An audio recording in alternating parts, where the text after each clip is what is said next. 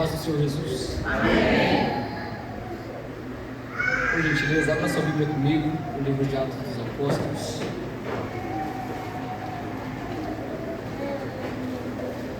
Atos dos Apóstolos.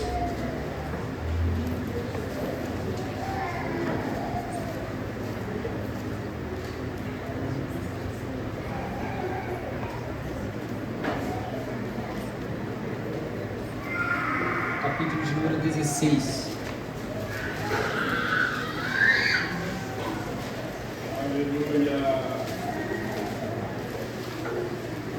Atos dos Apóstolos, capítulo de número 16, versículos de número 25.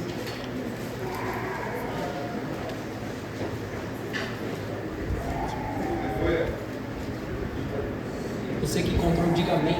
Amém. Perto da meia-noite, Paulo e Silas oravam e cantavam louvores a Deus, e os outros prisioneiros os escutavam.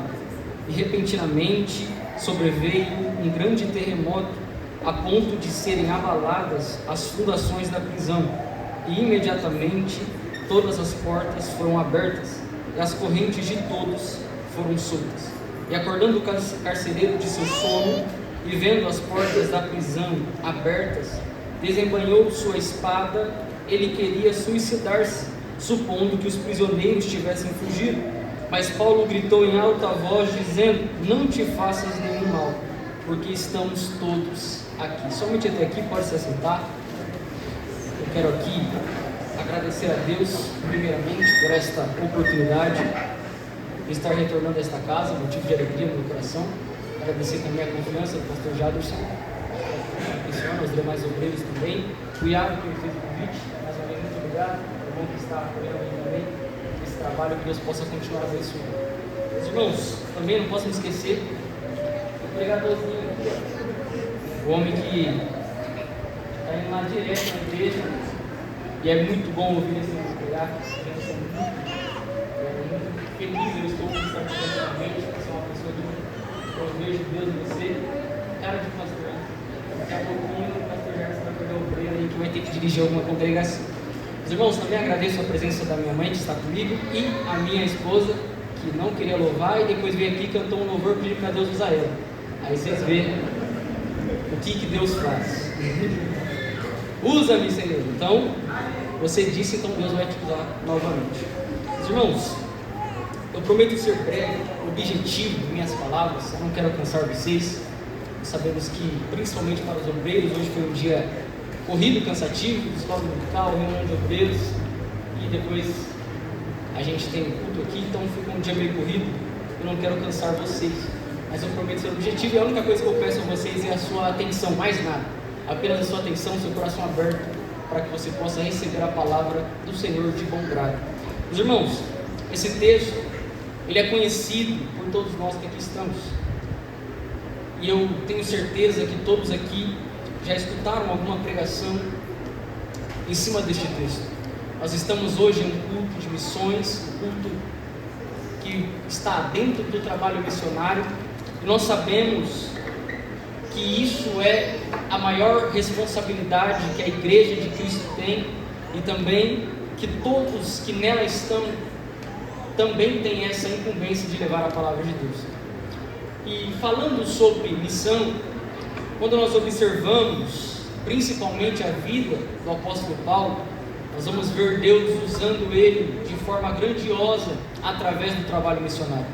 Nós vamos ver Deus chamando Paulo para não somente fazer o trabalho missionário, falando da palavra para as pessoas, mas também para estar ali, abrindo igrejas em lugares, falando de Cristo para todas as pessoas, e mostrando a elas, além de que Jesus é o amor, que ele também ensinava a elas que Jesus também era um Deus de justiça, ou seja, não era alguém que somente pregava e depois sumia, mas ele estava ali para ensinar aqueles irmãos por um tempo, mostrando para eles a necessidade de alguém que, quando ela aceita Cristo, ela não precisa somente aceitar e acabou, mas ela precisa, após isso, ter uma vida onde ela vai precisar aprender a cada dia mais sobre a palavra de Deus. É por isso que existe no nosso ministério, por exemplo, também o discipulado. Quando nós aceitamos a Jesus, nós passamos agora a fazer o discipulado para quê? Para aprender mais sobre Cristo, para entender sobre Ele, onde nós vamos agora para a escola bíblica dominical, para estudar sobre a palavra de Deus. A primeira escola teológica de todo crente é justamente a IBD, onde nós aprendemos sobre a palavra de Deus. E você passou por esse processo, nós passamos por esse processo. Só que Paulo está agora, mais uma vez, em uma viagem missionária, e o texto diz no começo do capítulo que Paulo tinha um desejo em seu coração. E quando nós falamos sobre desejos, eu logo, quando eu estava hoje à tarde na reunião de obreiros, na hora que passou o vídeo, que passou aqui agora novamente também, para que os irmãos pudessem ver, o pastor Valmir Alani falando que o desejo do coração da família, normalmente, ele vem em contraponto àquilo que Deus está mostrando. Percebe-se que ela fala, a esposa dele, ela fala: nossa, mas nós vamos para lá, mas não vai ter um shopping para minha filha, porque nós estamos aqui em outro contexto de vida, é outra realidade. Nós estamos acostumados com uma vida boa, uma vida tranquila, nós temos um shopping para ir, nós temos churrascarias para nós irmos. Talvez você comeu uma feijoada maravilhosa hoje, mas a situação de muitos lugares em que o reino de Deus precisa de obreiros e de mulheres de Deus para estarem ali, para falarem da palavra, são lugares escassos de tudo. Não é somente fome por Deus, mas fome também de comida, lugares onde muitas pessoas não querem estar. Só que Deus foi colocando no coração deles, eles vão falando durante o vídeo, que Deus vai moldando eles e mostrando para eles que o desejo de Deus era que eles estivessem naquele lugar em Jacinto. E isso mostra agora, neste texto, Paulo também. O desejo de Paulo era ir para a Ásia, para ministrar a palavra de Deus. Ele não estava querendo ir lá por acaso, ele também queria ir pregar a palavra de Deus. O desejo de Paulo não era ali para curtir, para ter umas férias, não. Ele queria ir para a Ásia para ministrar a palavra de Deus também. Só que quando Deus quer que a gente esteja em um lugar em específico, nós vamos ter que ir para esse lugar em específico. Quando Deus quer que nós estejamos em um lugar, em uma igreja especificamente, em uma cidade especificamente, ainda que nosso coração queira estar lá em Los Angeles, queira estar lá em Miami para pregar a palavra de Deus, se a vontade de Deus é que nós estejamos aqui em Campinas, em Esmeraldina, é porque Deus tem algo com nós aqui. E essa é a parte que nós precisamos entender primeiramente. Eu gosto muito dessa frase, porque essa frase, ela mostra o real sentido de alguém que entendeu quem é Deus e como é viver para Ele. Basicamente é o seguinte: o mensageiro não escolhe a mensagem, o mensageiro não escolhe para quem ele vai pregar, o mensageiro não escolhe o local em que ele vai pregar, o mensageiro apenas obedece. Eu vou repetir: o mensageiro não escolhe a mensagem, o mensageiro não escolhe as pessoas para quem ele vai pregar, e o mensageiro apenas obedece. Nós estamos em um culto de missões. Nós ouvimos louvores aqui que exaltaram a Deus. Nós ouvimos louvores que nós entoamos a Deus aqui para que Ele nos usasse. Da última vez que eu estive aqui também, no culto de missões, a mensagem que Deus me deu foi justamente nesse sentido, para que Deus pudesse separar pessoas para o ministério, para a chamada. E quando eu estava estudando uma mensagem, quando o Iago me convidou para vir para cá, eu falei: Senhor, é culto de missões, eu já falei aquilo que o culto de missões pede para que se pregue. O que é que eu vou pregar agora? E logo Deus colocou esse texto no meu coração para nos trazer alguns ensinamentos. Aqui eu começo a minha mensagem. Nós vemos Paulo agora obedecendo a ordem de Deus, a ordem do Espírito Santo. Paulo vai chegar até a Macedônia. Paulo começa a pregar naquele lugar. Paulo começa a falar da palavra de Deus naquele lugar. E o texto vai dizer que uma mulher chamada Lídia, ela se converte a Cristo. Ela crê naquela palavra. Ela entende que Jesus era o caminho da salvação para ela. Aquela mulher era uma mulher empreendedora, tinha sua própria empresa. Perceba como Deus também é estrategista, sabendo que precisava de alguém para iniciar a igreja, que precisava de um lugar, de uma pessoa que tivesse condições. Deus escolhe justamente uma empresária para começar a igreja. E Deus, trabalhando no coração daquela mulher, ela abre um ponto de pregação em sua casa. Glória a Deus por isso. Porque a igreja em que eu congrego, por exemplo, eu lembro que eu falei isso da última vez também, começou em um ponto de pregação. Talvez essa igreja aqui também começou em um ponto de pregação. Nós vemos Deus trabalhando e avançando com o tempo. Quando o Valmir chegou lá na igreja, a foto, ele disse que tinha apenas 12 pessoas. No finalzinho do vídeo mostrou a foto. E a igreja estava lotada de gente. Porque Deus, com o passar do tempo, Ele vai acrescentando pessoas, colocando pessoas no caminho, para que a sua obra avance, prospere e que o reino dele possa ir crescendo cada vez mais. Nós observamos que agora Paulo, juntamente com a sua equipe, estavam tendo uma rotina de todos os dias ir até a casa daquela mulher para a oração, para o culto, até que chega o momento em que eles estão indo para o culto e eles encontram uma jovem. Não foi uma, não foi duas, não foi três, foram várias vezes. Aquela jovem passa por eles e liberava uma palavra. Ela não mentiu, por mais incrível que seja. Ela disse: aí vão os homens de Deus. Ela estava mentindo? Não, ela estava falando a mais pura verdade. Só que as pessoas em que Satanás usa, muitas das vezes vão falar coisas bonitas, coisas aparentemente verdadeiras, justamente para começar a atrapalhar o andamento da obra de Deus.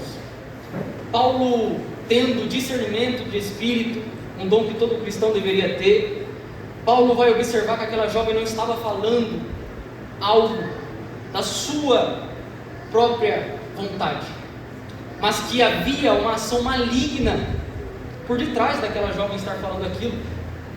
O texto vai dizer que Paulo se irrita, porque todas as vezes que ele passava, ela dizia aquilo, ele olhava, e no dia que ele percebeu que havia espíritos demoníacos dentro daquela jovem, Paulo vai chegar até ela, e Paulo, juntamente com a sua equipe, vai orar por aquela jovem. Eles vão libertar ela pelo poder do nome de Jesus. Aquela jovem é liberta, aquela jovem, ela é livre dos demônios que estavam acorrentando ela.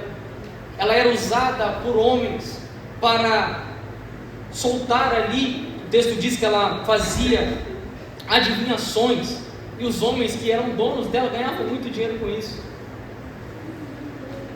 E quer saber uma coisa? Todas as vezes que o inferno perde, ele se levanta contra aqueles que estão trabalhando. Todas as vezes que o inferno perde, ele se levanta contra aqueles que estão trabalhando. O texto vai dizer que logo após essa jovem ser liberta, aqueles homens perderam ela. Satanás perdeu aquela jovem agora fazia parte do reino de Deus, do reino de Cristo. O texto vai dizer que aqueles homens que eram donos daquela jovem, eles vão chegar até o governo e dizer basicamente o seguinte: olha, esses homens aqui estão causando um alvoroço na nossa cidade, estão fazendo uma bagunça aqui. Alguma coisa precisa ser feita para que eles parem de fazer essa bagunça. Algo precisa ser feito para que eles se calem. Eles estão causando um alvoroço na cidade. Paulo e Silas são colocados na prisão justamente por conta dessas acusações de pessoas, de demônios que estavam usando aquelas pessoas, porque perderam uma alma. Todas as vezes que nós nos colocarmos de pé para falar de Deus para alguém, nós conseguirmos ganhar aquela alma, Satanás vai se levantar contra nós. Não, Pedro, que isso? Eu não quero que isso aconteça, então não faz. E se não fizer, vai ser cobrado porque não faz. Não, Pedro, mas eu estou falando a palavra de Deus, a pessoa está sendo liberta, é isso mesmo. Aí você entendeu o reino de Deus. Obediência. Você vai pregar, a pessoa vai ser liberta, só que você vai ter uma certa perseguição, porque o inferno não vai ficar calado mediante aquilo que nós estamos fazendo. Mas uma coisa eu te garanto: aquele que está com nós é maior do que aquele que está lá fora. Uma coisa eu te garanto: quem está conosco é maior do que quem está lá fora. Talvez você possa até viver como Jó em certos momentos, onde Deus permita muitas coisas acontecer com você, só que no final de tudo você vai dizer a mesma coisa que Jó disse: bem sei eu que tudo podes, e nenhum dos teus planos, Jesus, podem ser frustrados. Glórias a Deus. Paulo e Silas estão presos, e o texto, ele ainda nos deixa detalhes. Mantenha a sua Bíblia aberta, por gentileza. Você vai observar o versículo de número 25, e o texto vai estar escrito o seguinte: perto da meia-noite, Paulo e Silas oravam e cantavam louvores a Deus, e os outros prisioneiros os escutavam.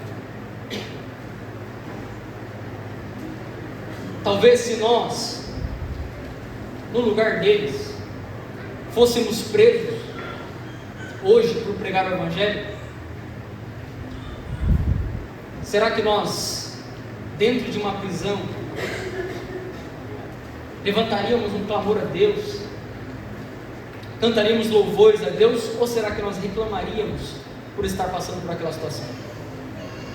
Eu estava conversando com um amigo, nós estávamos estudando esse texto, e ele falou: olha, se olhar pelo contexto da nossa geração atual, a maioria utilizaria dessa situação para reclamar com Deus,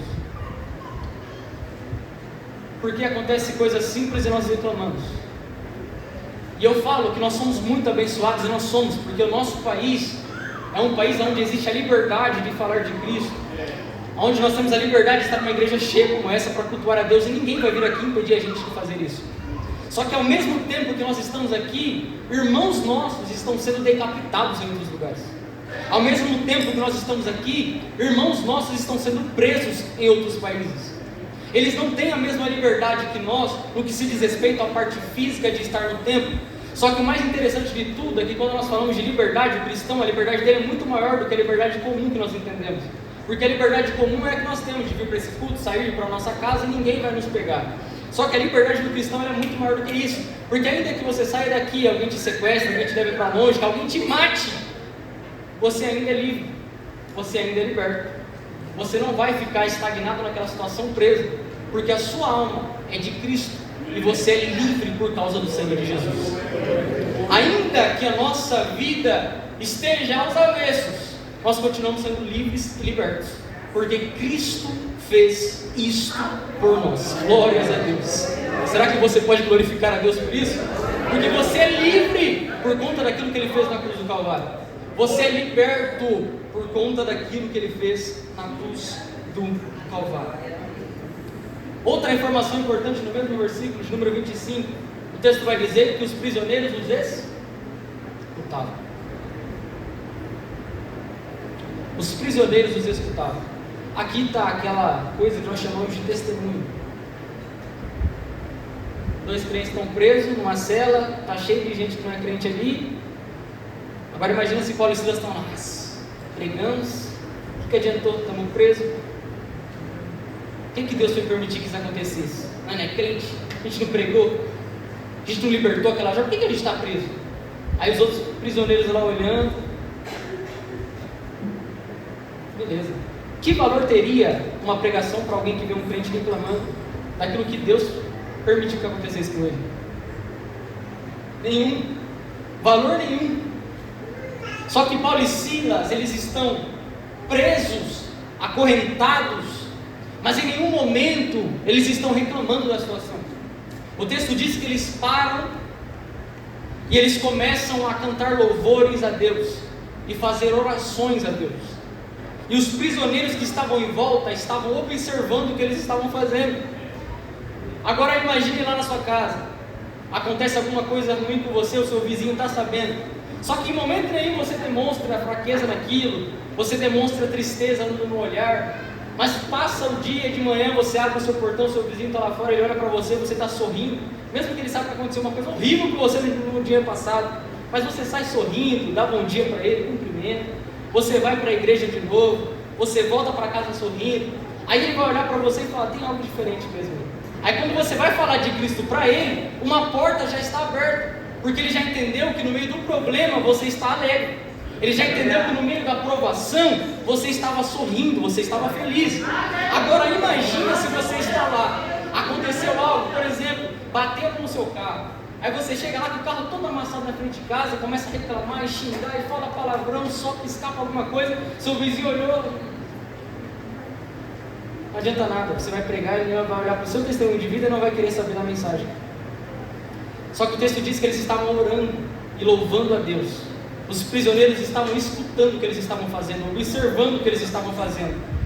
Agora imagine os prisioneiros olhando e falando, eles foram presos, eles não fizeram nada, são inocentes, estão aqui, estão adorando a Deus, louvando a Deus, exaltando a Deus no meio de uma provação. O que Deus espera de um crente é justamente isso, porque Ele te coloca na provação, primeiro, para te fortalecer, segundo, para que você possa entender que é o momento de você exaltar Ele por tudo aquilo que Ele é e por tudo aquilo que Ele faz. Eu sei que é difícil nos momentos de dificuldade você olhar para a situação e achar motivo para adorar, mas entenda uma coisa: quando Deus te coloca nessas situações, Ele está te fortalecendo. Se você não passa por provação, eu lembro que eu disse isso da última vez aqui, se você não passa por provação, você está vivendo o cristianismo errado. Alguma coisa está errada. Alguma coisa está errada.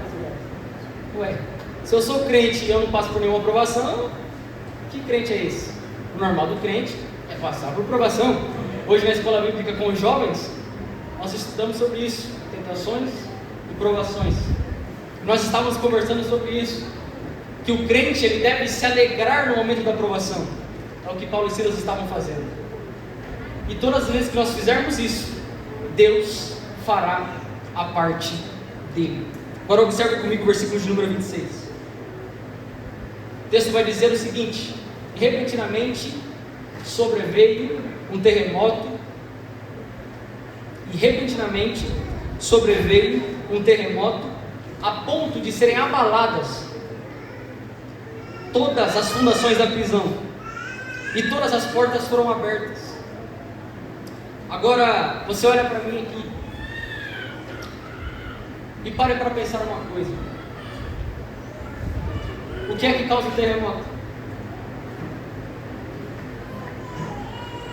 Isso é algo simples, ciência. Para que um terremoto aconteça, é necessário que haja um choque de placas tectônicas. É preciso que placas tectônicas se choquem entre si para que o exterior, a parte de cima, sofra um atrito para que aconteça o terremoto.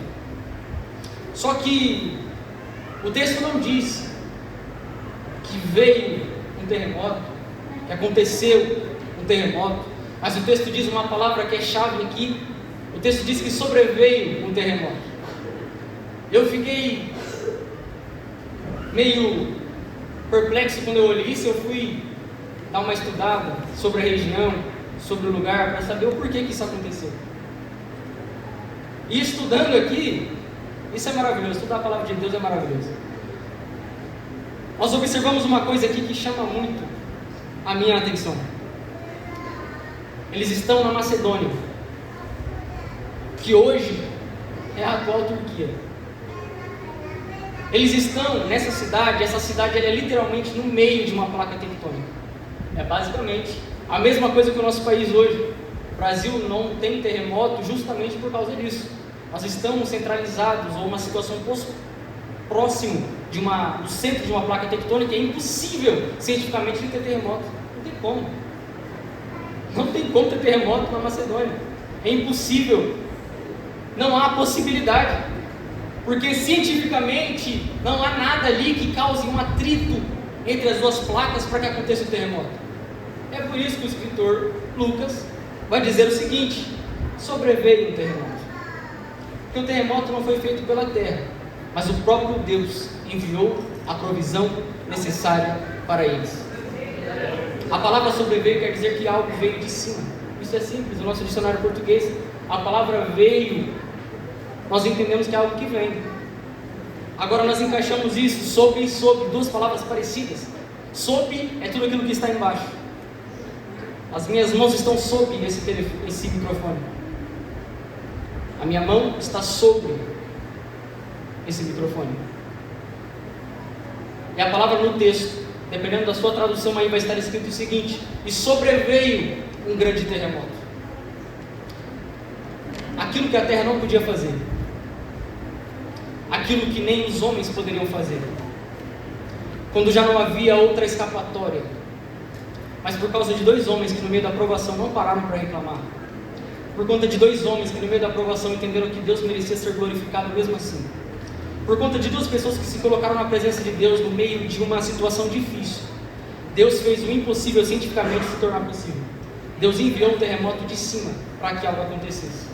E aqui eu quero liberar uma palavra sobre a sua vida. Tudo aquilo que você precisa não virá de baixo, mas Deus enviará os recursos de cima. Eu vou repetir: tudo aquilo que você necessita, homem nenhum vai poder te dar. Tudo aquilo que você necessita, a terra não pode te oferecer. Tudo aquilo que você acha que é a sua necessidade, que você vai conseguir com um amigo, com ajudinha, não vai acontecer. Somente quando Deus entrar em ação e Ele mesmo lhe proporcionar. Sabe o que Deus está dizendo? É que existem muitas pessoas que ainda estão dependentes de situações, dependentes de homens, dependentes de coisas para acontecer, para que o ministério avance. Só que na verdade, quando Deus está no negócio, Ele mesmo faz acontecer. Eu vou repetir: quando Deus está na nossa vida, é Ele mesmo quem faz acontecer. Será que você recebe esta palavra em nome de Jesus? A partir de hoje, entenda isso: tudo aquilo que você precisa virá de cima e não de baixo. Não dependa de homem, não dependa de ninguém. Entenda uma coisa: é Deus quem vai enviar a provisão necessária para você. Glórias a Deus, aleluia. Eu caminho para o final. E o que é que acontece após o terremoto? O texto vai dizer que é tudo abalado, as correntes são soltas, está todo mundo solto. E nós sabemos que historicamente isso é bem simples de entender, que se o carcereiro permitisse que alguém fugisse, ele seria morto ou preso no lugar daquele que fugiu. Só que acontece toda essa situação. Deus, Ele é tão maravilhoso que Ele não trabalha no meio da desordem. Aonde Deus está, existe ordem. Eu vou repetir, que Deus é bom, Deus é maravilhoso. Aonde Deus está, existe ordem. As coisas são feitas debaixo de obediência. É por isso que o texto diz que acontece o terremoto, soltou todo mundo. Só que ninguém fugiu. Mas o carcereiro, no desespero, no medo, ele pega a espada para cortar o seu pescoço e se matar, porque ele sabia que se ele não se matasse, o próprio governo mataria ele ou o colocaria numa prisão. Só que a mensagem mais maravilhosa dentro deste texto aqui está chegando, que é justamente no momento em que ele pega a espada e ele vai se suicidar. O texto diz que alguém, um homem usado por Deus, chamado Paulo, ele vai expressar uma palavra, e essa palavra vai entrar dentro do coração daquele carcereiro, e aquele carcereiro vai parar imediatamente com o que ele estava fazendo. E aqui você começa a entender o que Deus está querendo dizer nessa noite.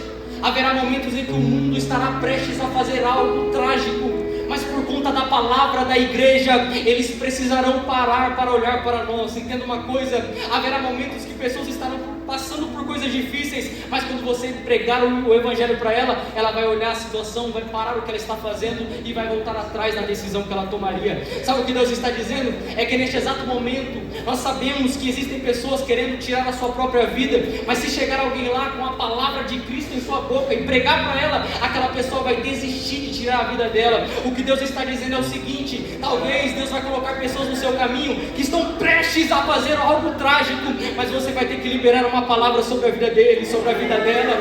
E a palavra é o seguinte: não faças isso, porque nós ainda estamos aqui. Não faça nada, porque Cristo ainda está aqui. Entenda uma coisa: haverá um dia que a igreja não estará mais aqui para dizer esta palavra, nós não estaremos mais aqui, e aí eles vão se lembrar daquilo que nós pregamos, mas hoje ainda nós podemos dizer ao mundo e às almas que estão perdidas: nós ainda estamos aqui, nós estamos presentes, nós estamos nessa terra. Enquanto estamos aqui, nós vamos pregar, nós vamos profetizar, nós vamos falar, nós vamos estender a mão e pedir para que Jesus cure, para que Jesus liberte.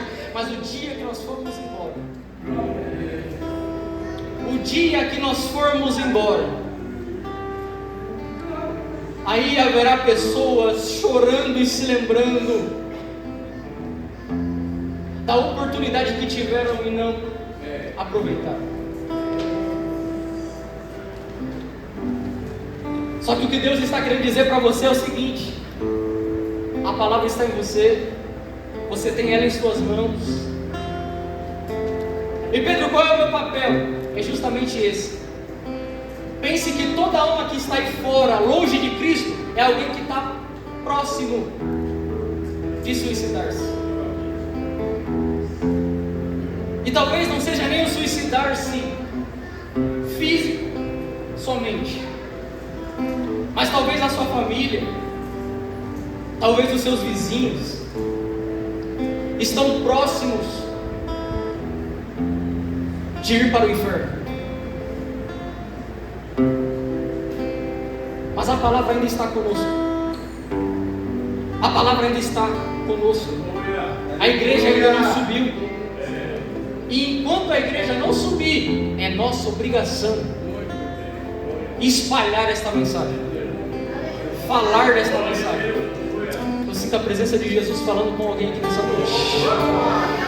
Jesus vai colocar pessoas no seu caminho a partir dessa semana.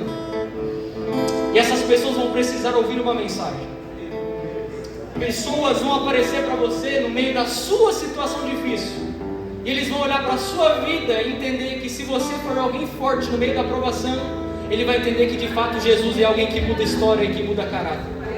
Se você é alguém que até hoje tem dificuldade de se manter o mesmo na casa e na igreja, Deus vai te dar força para que você possa ser um exemplo também para a sua família na sua casa.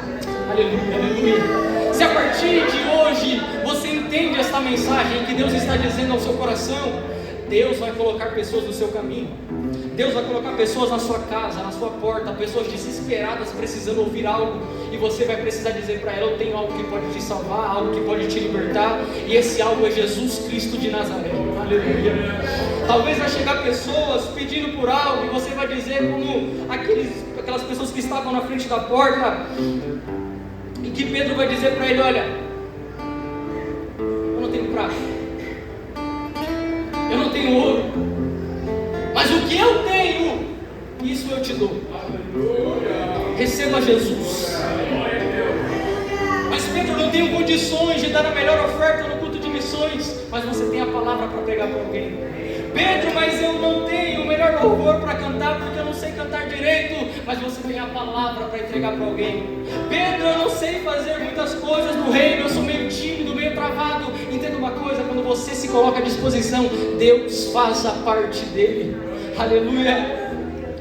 Deus vai colocar pessoas no seu caminho. Aleluia. Curva sua cabeça, por gentileza.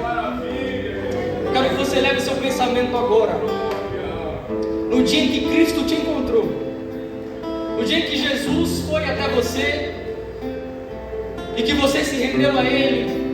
Se lembre do dia que você estendeu a mão, que você veio até aqui à frente e que uma presença gloriosa tomou espaço no seu coração. Se lembre do dia em que Cristo te salvou. Veja o quanto isso foi maravilhoso. Agora pensa isso, e ao mesmo tempo que você pensa isso, olhe para as pessoas que não têm Jesus. Pessoas que estão neste exato momento indo para o inferno, porque muitas das vezes eu e você não nos colocamos à disposição de fazer. Pessoas que neste exato momento talvez estão morrendo com o nariz cheio de cocaína, porque ninguém pregou o evangelho para ele ou para ela. Mas Deus vai colocar pessoas no seu caminho. Aleluia. Deus vai colocar pessoas no seu caminho. Aleluia. Se coloque de pé, por gentileza. Glória a Deus.